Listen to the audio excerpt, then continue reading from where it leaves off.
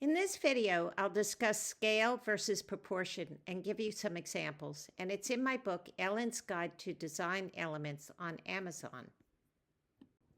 Scale is the relative size of two independent objects, like Ramses II here and his little bitty wife. And that's hieratic scale, used in ancient cultures where they made the person large if the person is important and small if she isn't.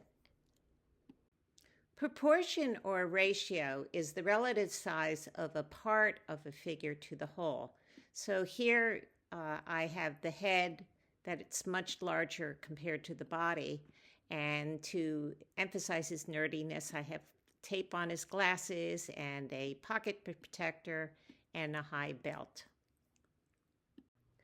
To enlarge or reduce a rectangle, draw a diagonal and then pick a point on the diagonal and draw horizontal and vertical lines. All these rectangles have the same proportions.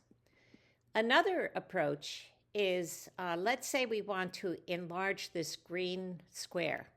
We'll draw these orange lines from one corner of your paper through the corners of the green square and continue them.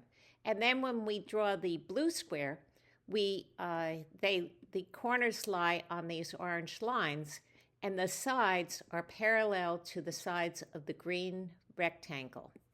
Now, this technique is much more useful when the shape is irregular like this one. But again, we have the corners all connected to the corner of the paper here, and all the sides of the blue shape are parallel to the sides of the green shape. You can use a grid to enlarge or reduce an image, keeping it in the same proportions. And I recommend using diagonals, and where they cross in the middle, draw the horizontal and vertical lines. And then you have 4 new rectangles, and you can draw the diagonals in each one of these, and then horizontal and vertical lines through the middle. And repeat this until you're satisfied with the size of the grid. And the more lines you draw, the more accurate will be your transfer. And you can, decide, well, this is a really detailed area, so maybe I need more of a grid in this particular area. And then copy each part of the grid. So let's say we want to copy this part over here. Well, it's the same as this over here. It's easy to find the different spaces. Now, the other way of doing this is to draw horizontal and vertical lines. And the problem with this is you need 2 measuring lines. You need to draw the lines straight, and they're, so the squares are the same sizes. And I think it's harder to match squares with elements on the paper. So, for example, if you want to transfer this one, well, that's 2 over and 3 up, and then you have to find that in your picture. I think it's much easier to say, oh, I know where this shape is.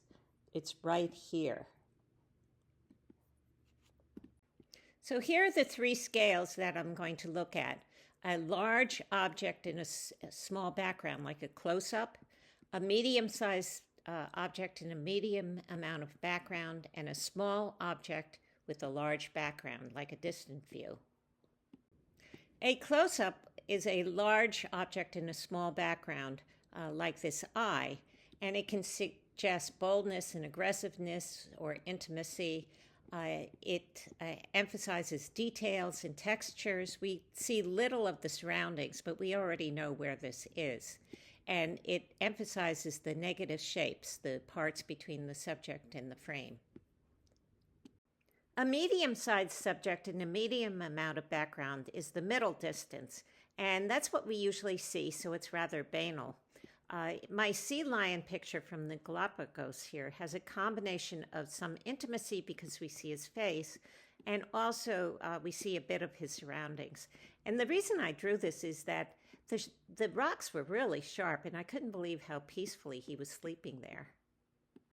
A small figure in a large background like this house shows the surroundings, and interestingly, one house or one person often looks lonelier then no house or no people at all. Also, this house gives us an understanding as to how big this lake and the cliff is.